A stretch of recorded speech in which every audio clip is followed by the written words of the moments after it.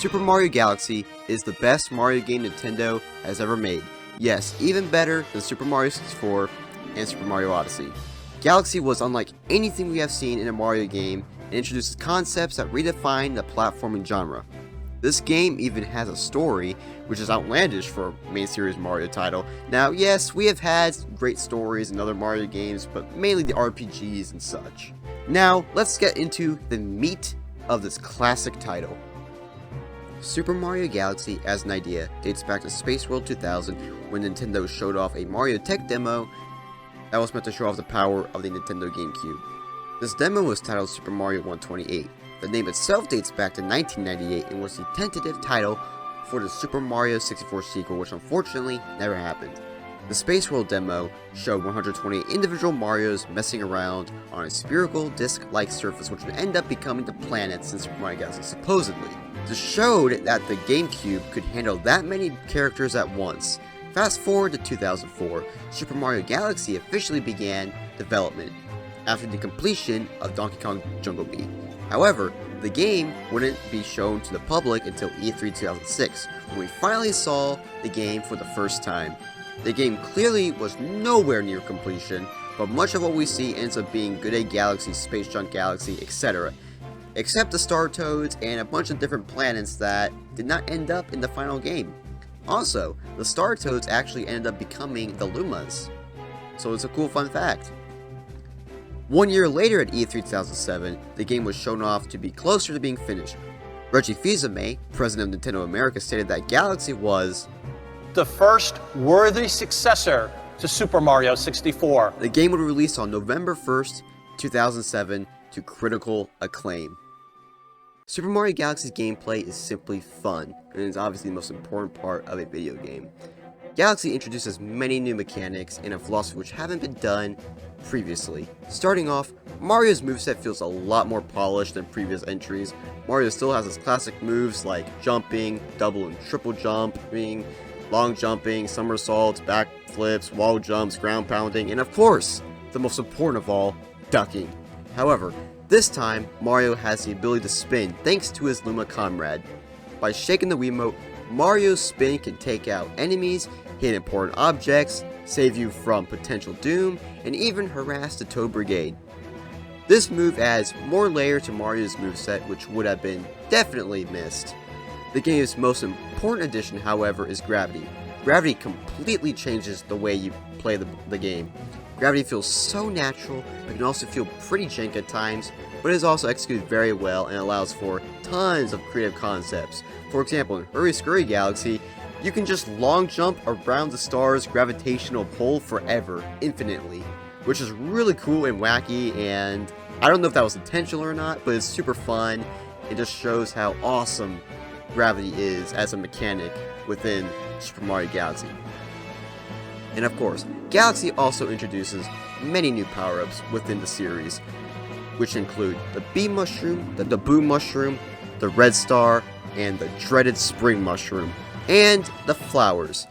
That being the Ice Flower, which is introduced in this game, being much different than what it would end up being in future entries within the Mario franchise, and of course, the Fire Flower makes its first 3D Mario debut, but it's under a time limit, unlike prior games. Also, the star returns, but it's a lot more like a rainbow than usual, but it's basically just the same thing as usual. It makes you invincible, it lets you kill everyone. Galaxy also uses pointer controls, which allow you to collect star bits, which are basically new coins. Coins are still in the game, but they let you gain more health, just like in previous entries. There are also launch stars, which launch you flying to different planets. And of course, pole stars, which you point at, which move Mario to each pole star. Sometimes you will need to collect star chips to access launch stars and pole stars. And there's also unique levels where you are controlling a bubble with a pointer, so you have to move the bubble around. You also are on the ball, which you have to use your motion controls to control it.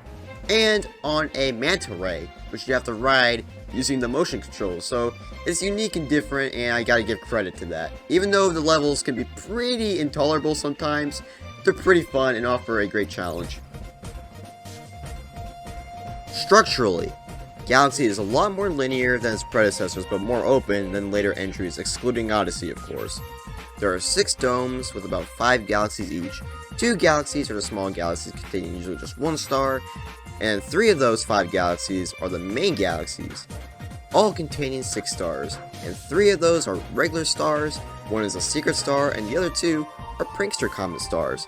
Prankster comets are challenge stars that show up every so often, and are definitely some of the most difficult missions in the game. Every galaxy contains a prankster purple coin comet, and all I can say is that Seaside purple coins is absolutely brutal.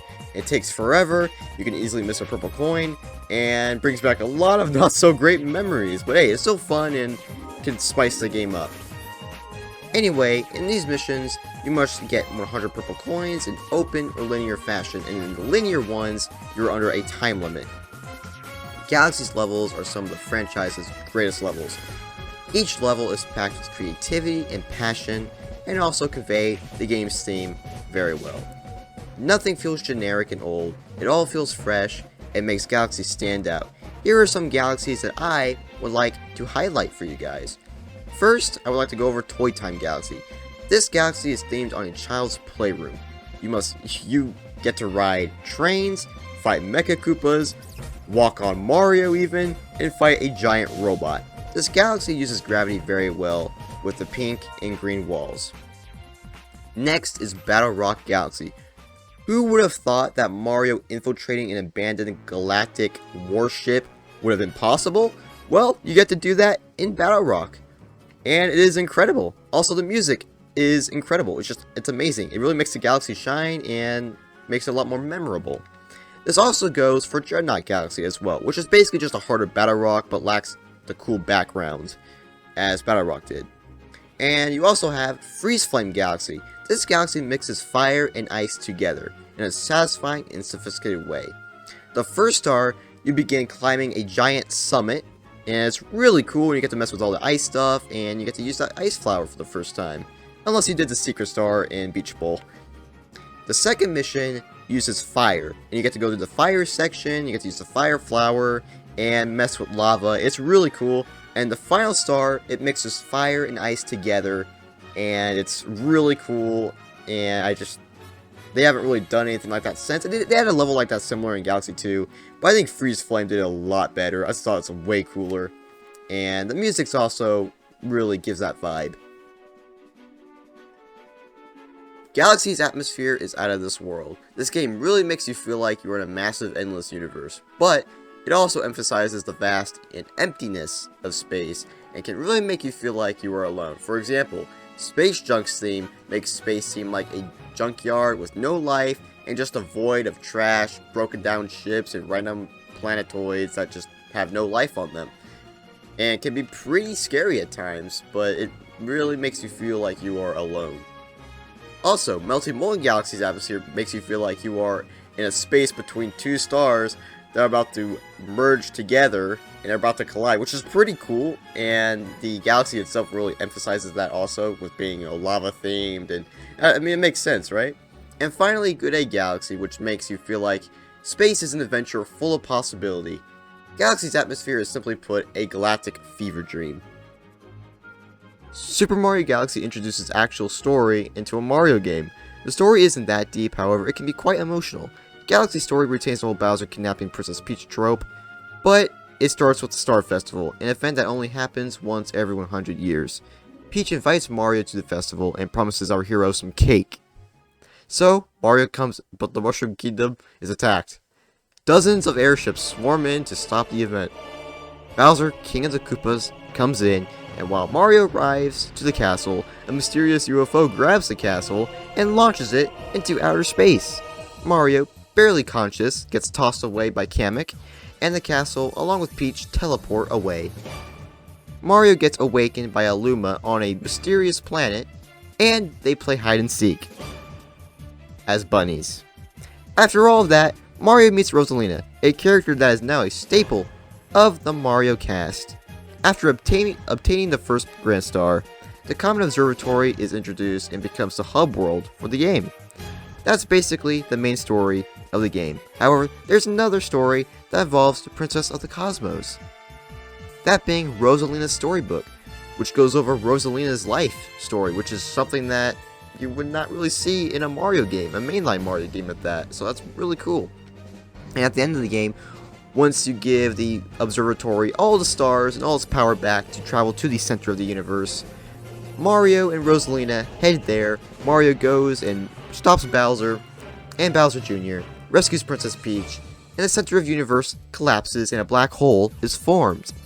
After that, all the Lumas commit suicide, a very noble sacrifice indeed, and the universe is reset.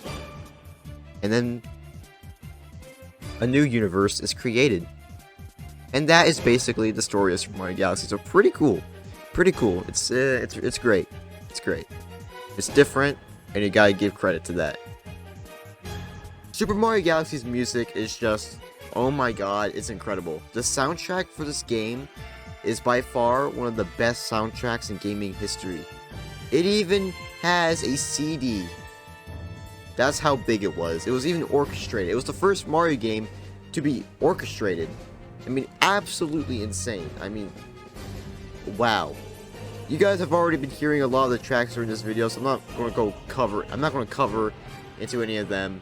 But oh my god, the music of this game is just straight up just amazing. And in conclusion, Super Mario Galaxy is a game that redefined the platforming genre, changed gaming in a way that many games haven't really done so, and inspired many people to go on to make even greater things, and gave a lot of people great childhoods. And this game, and I was one of those kids. And so this game means a lot to me. It's pretty close to what I would consider a perfect video game. It's just fun all around. Has great level design, great mechanics, great atmosphere. It really makes you feel like you're in space. It introduced one of the best characters in the Mario franchise, who actually has depth to them, which is pretty crazy. And that'll do it, really. It's a great, fantastic game. It deserves being one of the highest rated video games of all time on Metacritic. And yes, thank you all for watching this video. This was the first time I ever made a video like this. It took a lot of work to make this video, so I would really appreciate if you guys would like, subscribe, and share, because it means a lot, and it motivates me to make videos like this for you guys. And thanks for watching, guys, and I'll see you in the next video. See ya.